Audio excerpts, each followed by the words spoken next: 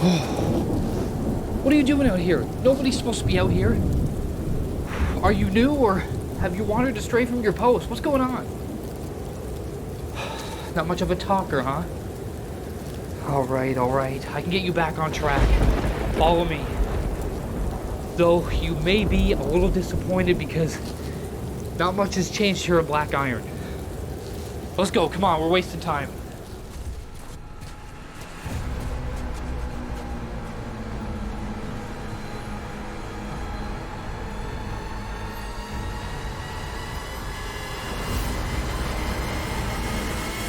Callisto was a very divisive game on launch. Hell, it's still kind of divisive in today's market, and I think that's putting it lightly. It got middling reviews for what they said was an average story, linear corridors, and melee-focused combat. Like many games, it did, however, find its niche in the players that still play it to this day and that back this game. Myself being one of them, kind of. I spoke on the controversy that this game faced around launch. While I didn't necessarily think that this game deserved the abundance of hate that it was getting, it certainly was a really flawed experience. If you want to check out what my initial thoughts were on this game, that will be linked in the description below. It's been a number of months since Callisto fell into the hands of players, and with that, numerous patches featuring gameplay tweaks, bug fixes, and additional content have been added, as it's pretty stock standard for today's offerings. But have the updates and extra content been able to satisfy those that loved Callisto for what it was, or maybe even draw in some fresh blood? Well, I recently went back and dabbled into all of the new content to find out. So I'll start by saying that Krafton were pretty quick to jump on bug fixes and gameplay tweaks by listening to their community and player feedback. Shocker, some companies still don't realize that that actually works. Right after launch, the game saw many patches changing things like the timing of animations and certain actions. Swapping weapons, reloading, hell, even healing all saw sped up animations so that they wouldn't really hinder gameplay as much as they did at launch. With that, they also made changes to the damage output that Two-Head would deal during those boss encounters on various difficulties. On minimum security, it now takes 3 hits to finish Jacob, while in medium, it's 2. That change alone made facing him a lot more enjoyable, because for everyone that played this on launch, we know that he was initially a one-hit kill on every difficulty, and while the checkpoints are pretty generous, facing him for the first time when you don't know his attack pattern can be really off-putting by having a one-hit kill boss. Are you for real right now? I noted that they sped up the healing animation, and I will say that this has actually expanded my comfort zone in terms of how much time I need to heal during combat. Quick healing is a must, especially when I was playing the hardest difficulty in the game. I was actually able to heal during some of the combat encounters when before it was completely out of the question. Healing when the game first launched never really afforded you the ability to heal until after you defeated whatever enemy was in front of you, which kind of defeats the purpose. Along with those changes, Krafton also made changes to enemy spawns and made it so enemies will no longer attack you all at once or attack you when your back is turned to them.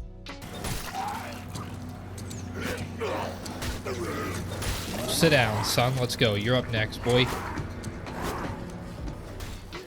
Instead, they will play this readjustment animation with them grabbing you and allowing you to face them head on.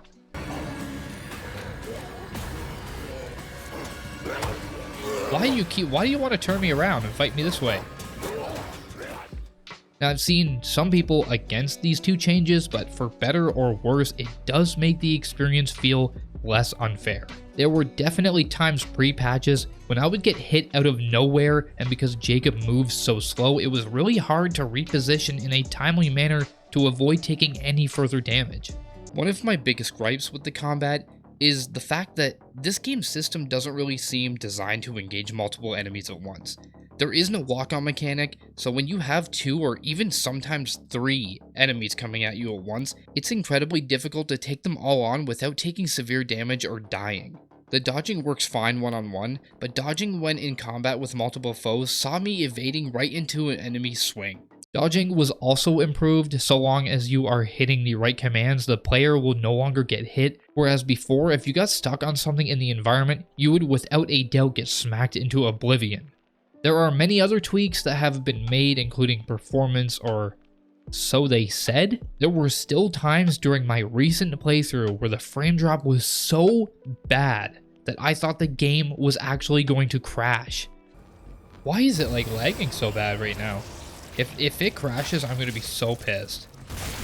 Performance issues like that are unacceptable this long after launch, but I'm also playing on a Series S where the FPS is capped at 30, so I don't know, maybe the Series S crowd got left behind because, let's be honest, nobody is really focusing on the Series S when they're making games anymore.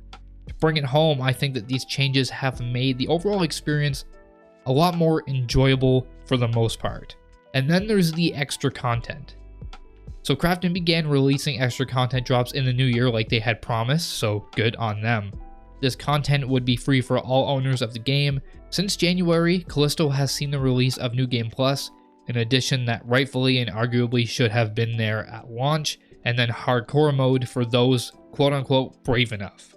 Many people wanted New Game Plus so that we could continue to upgrade our guns and actually have more opportunity to use them, and then in the process, change up the gameplay formula a little from the over-reliance on melee. That being said, I have a completed save file, and for whatever reason I could not access New Game Plus on my system. I tried restarting the game, and I tried reinstalling the game, but couldn't find it. So that only leaves Hardcore Mode for those that wish to bash every biophage at least 13 times.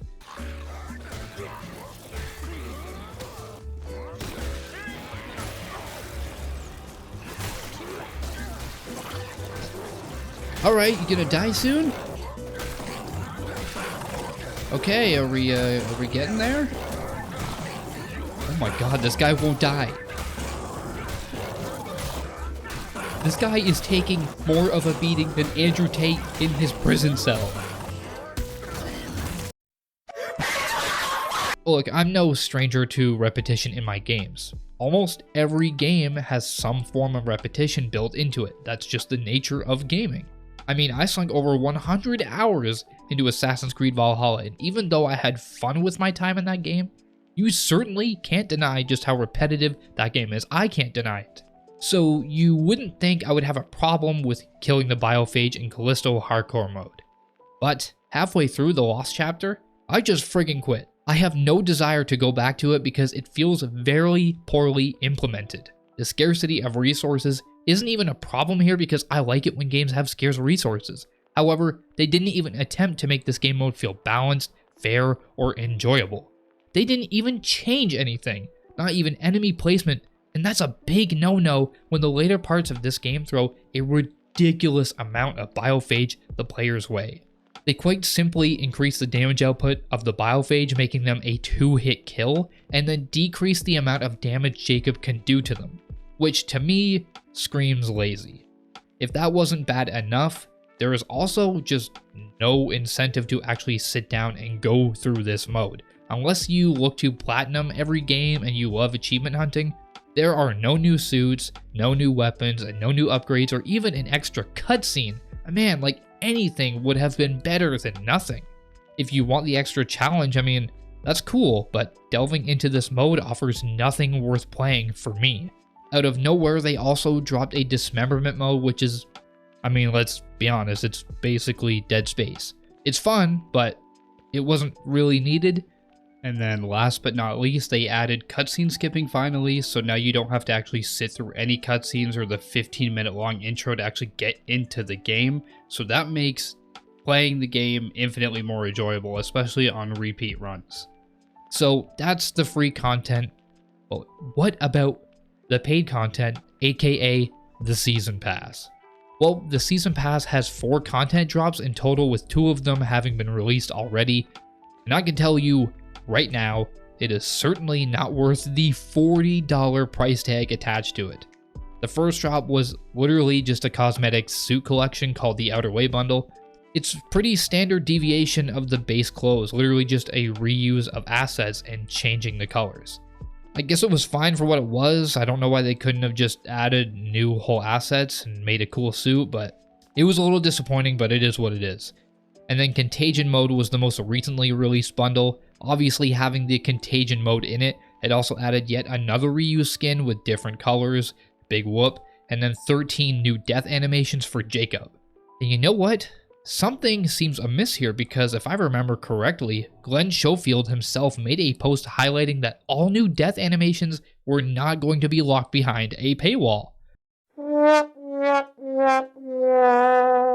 Well, I guess that was a lie, wasn't it? Either that or everybody got the death animations for free but nothing else in the bundle? But I doubt it? That seems very scummy to me, especially when you have a small fan base that has defended your title. If the Contagion bundle death animations weren't bad enough, they also have 11 new death animations for the Biophage coming with the next content drop, Riot Mode, or better known as Horde Mode. So like, what the hell are they even doing here? It's so dumb. It's so dumb, it's brilliant. No! It's just dumb! If it's still possible, with the last content drop, many people are banking on the story expansion to offer some kind of redeeming factor for this season pass. I personally highly doubt that this game's revenue will warrant a sequel, so Crafton needs to tie this story up in some kind of satisfying way, but man, if their recent attempts at content are any indicator, then I think we may be in trouble. Despite their shortcomings, I do want to see Crafton succeed because they do have some form of talent and some kind of vision for their games that's obvious to me. In fact, not every aspect of the season pass has been bad. As I stated at the beginning of the video, I started dabbling into this extra content, and one of those was the Contagion mode. And while it is bare bones in the terms of how little they changed like in the hardcore mode, it actually evoked a lot of tension in me that the base game just kind of lacked. Is it scary? No, not really, but knowing you are one swipe away from losing 40 minutes of progress is kind of exhilarating to me, especially when you overcome that challenge and make it to the next chapter where the game saves. I've had a lot of highs, yes, I made it, ooh, okay, and a lot of lows with Contagion. I'm gonna get overwhelmed here. Fuck me, fuck! I have to redo so much of that. But it's been worth playing for me, just for fun. Is it worth the price of admission through the season pass? No, no way. Especially when, again, there is no incentive to play through it. They could have easily nullified that if they had had the suit that comes with this bundle be unlocked upon completion, but they didn't. So there's nothing for you to gain from beating this besides the satisfaction of beating it. So yeah, there have been quite a few improvements and additions to Callisto since launch. It is an undoubtedly better title now than it was before, but it still has its fair share of problems, and the content that has been added really just kind of lacks any depth or any incentive to warrant personal investment outside of achievements and beating it on every difficulty just for something to do.